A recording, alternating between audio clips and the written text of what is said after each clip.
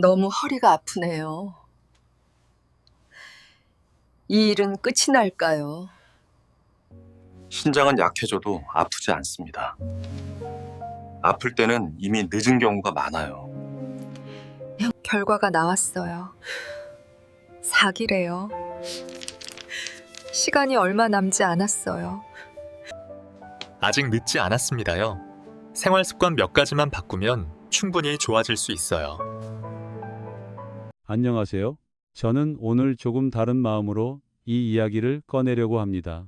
진료실에서 수없이 반복되던 장면이지만 이상하게도 시간이 지날수록 더 마음에 남는 장면이 있습니다. 아주 조용히 그러나 분명하게 몸이 보내고 있던 신호를 끝내 나이 탓으로 넘겨버린 분들의 얼굴입니다. 며칠 전에도 그런 분을 한 분 만났습니다. 73, 부산에 사시는 분이었고 평생 학교에서 아이들을 가르치며 성실하게 살아오신 분이었습니다. 말씀도 조용하고 표정도 늘 온화했죠. 병원에 오신 이유를 묻자 이렇게 말씀하셨습니다. 선생님, 요즘 그냥 좀 기운이 없어요. 특별히 아픈 데는 없는데 몸이 무겁습니다. 이런 말은 진료실에서 하루에도 몇 번씩 듣습니다. 문제는 바로 이 지점입니다. 아프지 않다는 말, 특별한 증상이 없다는 말이 반드시 안전하다는 뜻은 아니라는 겁니다.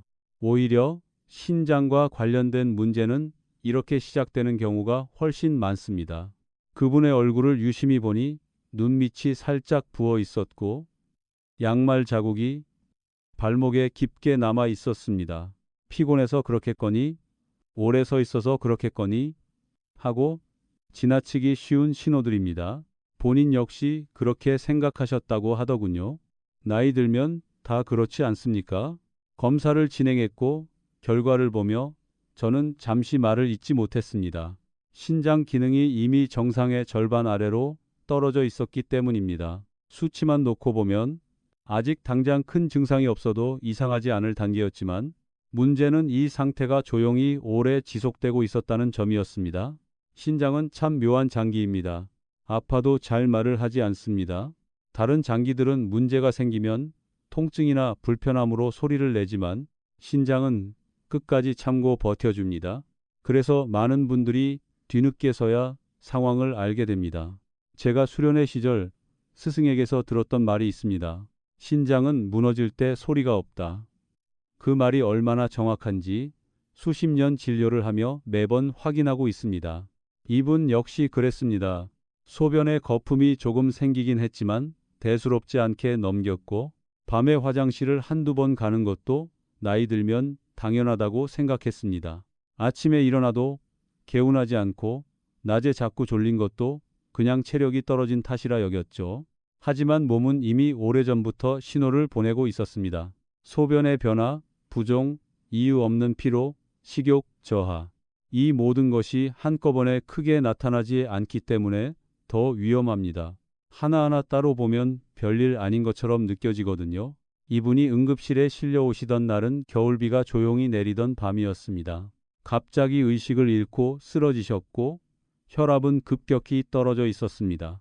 검사 결과는 급성심부전이었습니다. 조금만 더 늦었더라면 평생 투석을 피하기 어려웠을지도 모릅니다. 며칠 뒤 의식을 되찾으신 후 그분은 제 손을 꼭 잡고 이렇게 말씀하셨습니다. 선생님, 그때 좀 이상하다고 느꼈을 때 병원에 올 걸 그랬어요. 이 말은 언제 들어도 마음이 무겁습니다. 그래서 오늘 이 이야기를 꺼내는 이유는 단 하나입니다. 겁을 주기 위해서가 아닙니다. 이미 늦었다고 말하기 위해서도 아닙니다. 지금이라면 충분히 방향을 바꿀 수 있다는 걸 말씀드리고 싶어서입니다. 신장은 완벽함을 요구하지 않습니다. 갑작스러운 변화도 원하지 않습니다. 다만 매일 반복되는 작은 습관이 신장을 살리고 또 같은 작은 습관이 신장을 지치게 만듭니다. 많은 분들이 신장 이야기를 하면 가장 먼저 약이나 보조제를 떠올립니다. 하지만 제가 오랜 시간 환자들을 보며 확신하게 된 건 신장을 지키는 가장 중요한 요소는 약보다 생활의 리듬이라는 사실입니다. 언제 물을 마시는지, 얼마나 한꺼번에 마시는지, 짠맛을 얼마나 극단적으로 피하고 있는지, 하루 중 몸을 가장 혹사시키는 시간이 언제인지 이런 사소해 보이는 선택들이 신장에는 아주 큰 영향을 미칩니다. 아까 말씀드린 그 어르신은 이후 생활을 조금씩 조정했습니다. 물을 한 번에 많이 마시던 습관을 바꾸고 저녁에 지나치게 물을 참던 행동을 멈추고 식사를 너무 싱겁게만 하지도 않았습니다. 무엇보다 자신의 몸 상태를 더 이상 나이 탓으로 넘기지 않기로 했습니다. 6개월 후 다시 만났을 때 그분은 전혀 다른 얼굴로 진료실에 들어오셨습니다. 부종은 거의 사라졌고 표정이 훨씬 밝아졌습니다. 검사 수치 역시 눈에 띄게 좋아져 있었습니다. 그분은 웃으며 이렇게 말씀하셨죠. 선생님, 몸이 다시 가벼워진다는 게 이런 느낌이군요. 이 변화는 기적이 아닙니다. 아주 작은 방향 수정의 결과일 뿐입니다. 신장은 그런 장기입니다. 너무 몰아붙이지 않으면 다시 숨을 돌릴 시간을 줍니다. 지금 이 이야기를 듣고 계신 분들 중에도 비슷한 신호를 느끼고 계신 분이 있을지도 모릅니다. 소변에 거품이 생기거나 발목이 자주 붓거나 충분히 자도 늘 피곤하다면 그건 몸이 보내는 조용한 요청일 수 있습니다. 다음 이야기에서는 신장을 더 지치게 만드는 흔한 식습관과 많은 분들이 좋은 줄 알고 반복하고 있는 행동들에 대해 차분히 하나씩 짚어보려 합니다.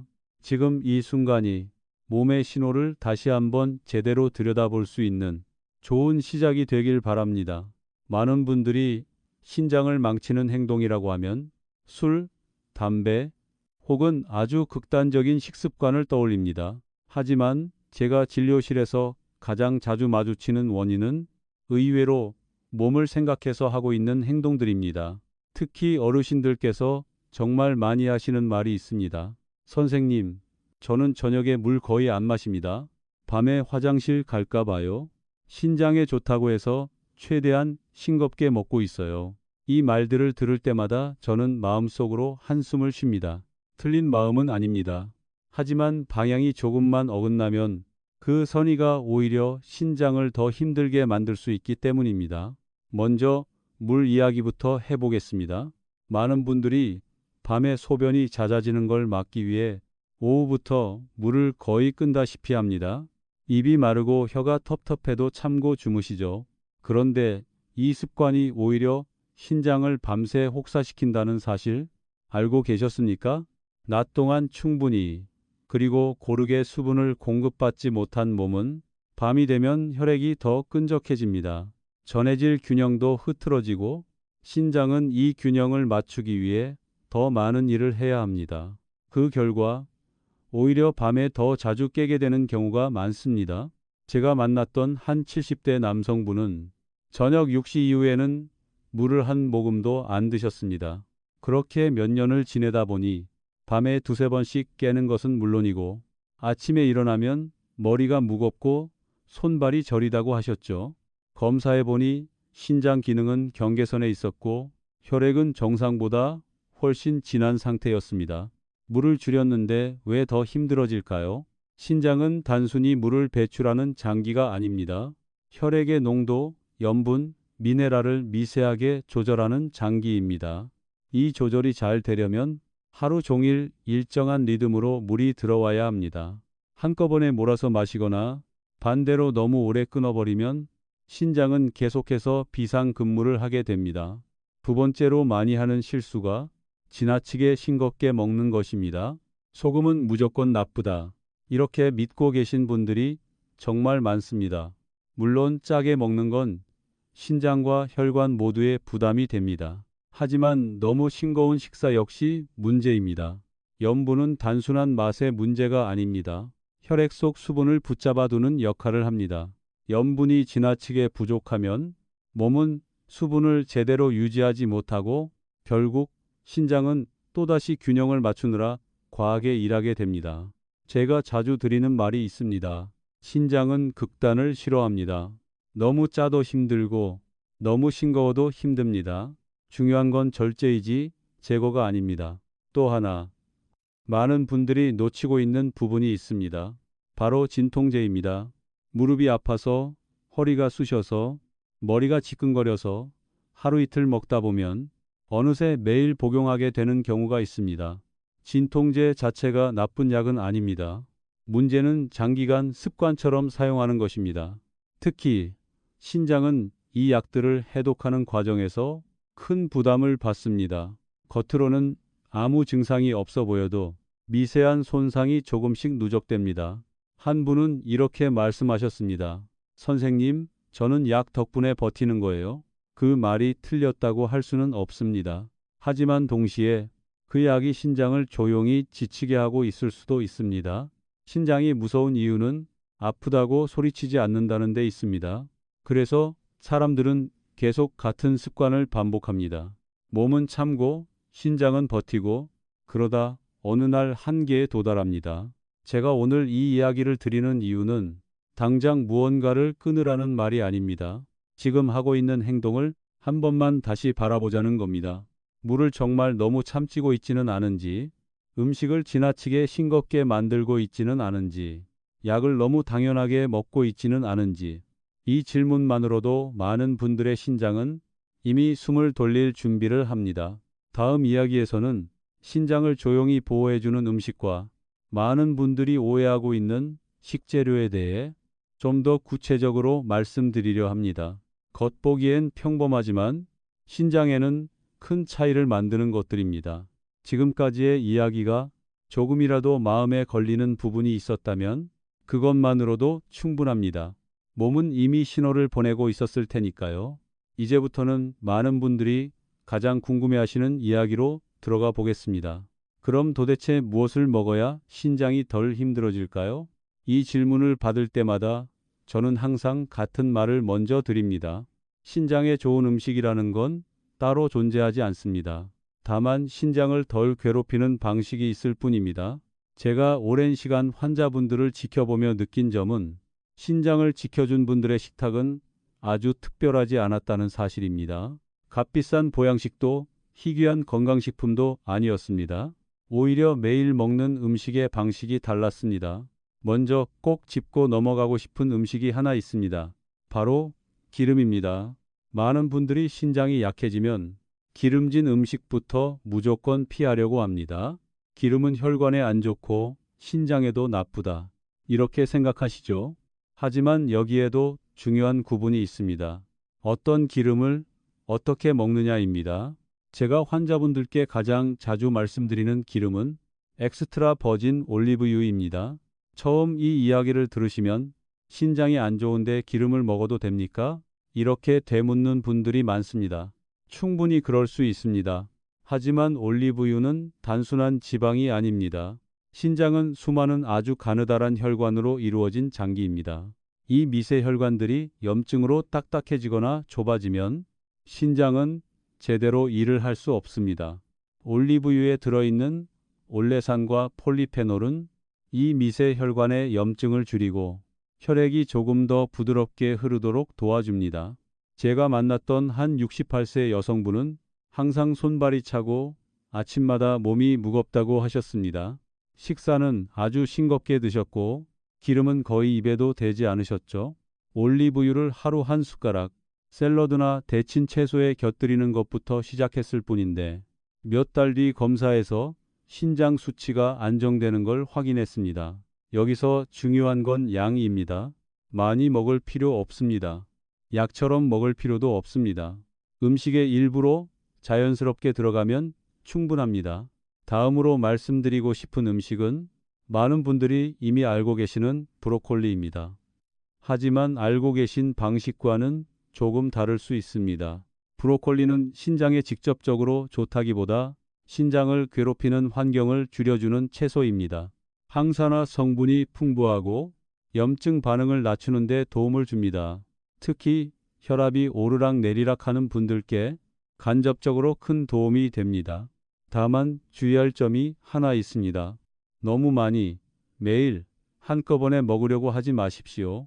어떤 음식이든 과하면 부담이 됩니다. 브로콜리 역시 적당히 주의 3회 정도면 충분합니다. 그리고 많은 분들이 의외로 자주 묻는 음식이 있습니다. 마늘입니다. 마늘은 신장을 보호하는 데 있어 아주 흥미로운 역할을 합니다. 마늘은 혈관을 확장시키고 혈액 흐름을 부드럽게 하며 몸속 염증 반응을 낮추는 데 도움을 줍니다. 그래서 저는 마늘을 신장의 조용한 수호자라고 부르기도 합니다. 하지만 여기서도 중요한 건 조리법입니다. 날마늘을 과하게 드시거나 공복에 많은 양을 드시는 건 위와 장에 부담을 줄 수 있습니다. 익혀서 음식에 자연스럽게 섞어 드시는 게 좋습니다. 제가 진료실에서 가장 자주 하는 설명이 있습니다. 신장은 갑작스러운 자극을 싫어합니다. 짠 음식, 단 음식, 자극적인 음식뿐 아니라 갑자기 좋은 것만 몰아서 먹는 것도 신장에겐 스트레스가 됩니다. 그래서 저는 항상 이렇게 말씀드립니다. 하루를 한 끼로 바꾸려 하지 말고 한 끼를 한 숟가락씩 바꾸라고요. 어떤 분들은 오늘부터 당장 식단을 전부 바꾸려고 하십니다. 하지만 그런 변화는 오래가지 않습니다.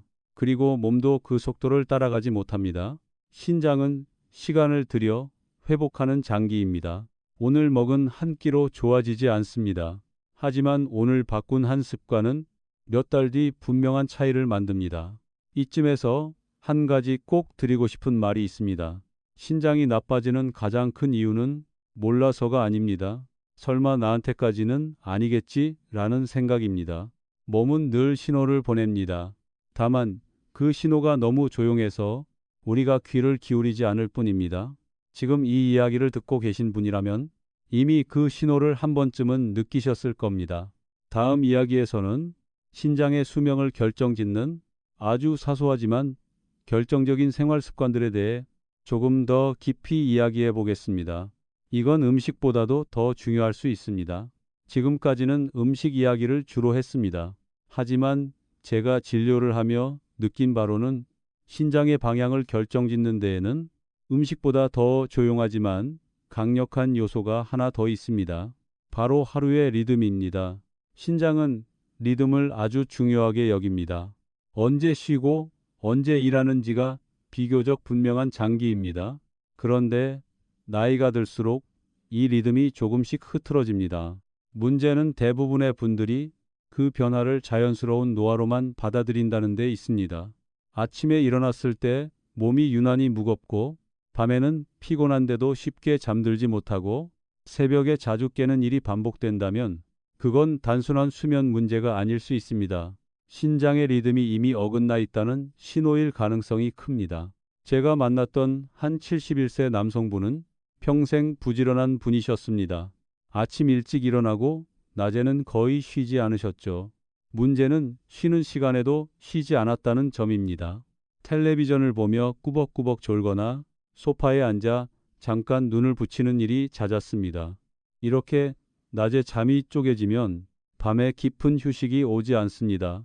신장은 밤에 가장 활발하게 회복 모드로 들어가야 하는데 이 시간이 계속 방해를 받으면 낮 동안 쌓인 부담을 풀지 못합니다. 그래서 저는 어르신들께 낮잠을 완전히 금지하라고 말하지 않습니다. 다만 시간을 분명히 하라고 말씀드립니다. 20분에서 30분, 해가 완전히 지기 전까지만. 그 이상은 신장의 밤 휴식을 빼앗는 일이 됩니다. 또 하나 중요한 부분은 저녁 시간의 활동입니다. 많은 분들이 저녁이 되면 몸을 거의 움직이지 않습니다. 이제 쉴 시간이다 라고 생각하시죠. 하지만 완전히 멈춘 상태는 혈액순환을 더 둔하게 만듭니다. 신장은 혈액 흐름에 크게 의존하는 장기입니다. 저녁 시간에 가벼운 움직임만으로도 신장은 훨씬 편안해집니다. 산책이 어렵다면 집 안에서라도 괜찮습니다. 다리 스트레칭, 발목 돌리기, 천천히 숨을 고르며 몸을 푸는 정도면 충분합니다. 제가 자주 드리는 비유가 있습니다. 신장은 하루 종일 일한 뒤 밤에 물을 빼고 정리하는 공장과 같습니다. 그런데 혈액이 너무 느리게 흐르면 청소차가 제 시간에 들어오지 못합니다. 그 결과 노폐물이 남게 되고 몸은 다음날 더 무겁게 시작합니다. 그리고 꼭 짚고 넘어가야 할 습관이 하나 더 있습니다. 바로 참는 것입니다. 소변을 참는 것, 갈증을 참는 것, 피로를 참는 것. 어르신들일수록 참는데 익숙하신 분들이 많습니다. 하지만 신장은 참는 걸 좋아하지 않습니다. 소변을 자주 참으면 신장은 필요 이상으로 압력을 받습니다. 갈증을 참으면 혈액 농도가 짙어지고 신장은 더 많은 일을 하게 됩니다. 제가 늘 드리는 말이 있습니다. 몸이 보내는 신호는 대부분 옳다. 다만 우리는 그 신호를 습관적으로 무시해 왔을 뿐입니다. 이쯤에서 한 가지 질문을 드리고 싶습니다. 요즘 내 몸은 편안해지고 있는 방향으로 가고 있는지 아니면 버티는 방향으로 가고 있는지 말입니다. 신장은 버텨줄 수는 있습니다. 하지만 회복은 편안함 속에서만 일어납니다. 조금 덜 참아주고, 조금 덜 몰아붙이고, 조금 더 일정한 리듬을 만들어주는 것. 그것이 신장이 가장 원하는 환경입니다. 오늘 이야기를 여기까지 들으셨다면 이미 중요한 기준 하나는 생겼을 겁니다. 무언가를 더 추가해야 하는 게 아니라 지금 하고 있는 것 중 하나만 덜어내도 신장은 숨을 쉴 수 있다는 사실입니다. 지금 당장 모든 걸 바꿀 필요는 없습니다. 오늘 밤 물을 완전히 끊지 말고 목이 마르면 한두 모금만 천천히 드셔보십시오. 내일 음식을 너무 극단적으로 싱겁게 만들지 말고 자연스러운 맛을 허용해 보십시오. 그리고 몸이 피곤하다고 느껴질 때 나이 탓으로 넘기지 말고 한 번만 더 귀 기울여 보십시오. 신장은 조용하지만 정직한 장기입니다. 대우받은 만큼, 쉬어준 만큼 반드시 반응을 보여줍니다. 만약 오늘 이 이야기가 당신의 몸을 다시 한번 돌아보게 만들었다면 그것만으로도 충분한 시작입니다. 그리고 이 이야기들이 도움이 되셨다면 주변에 같은 고민을 가진 분들과 함께 나눠주시길 바랍니다. 다음에도 저는 진료실에서 수십 년 동안 쌓인 경험을 바탕으로 약보다 먼저 생각해 볼 수 있는 이야기들을 차분히 이어가겠습니다. 지금 이 순간부터 당신의 신장은 혼자가 아닙니다.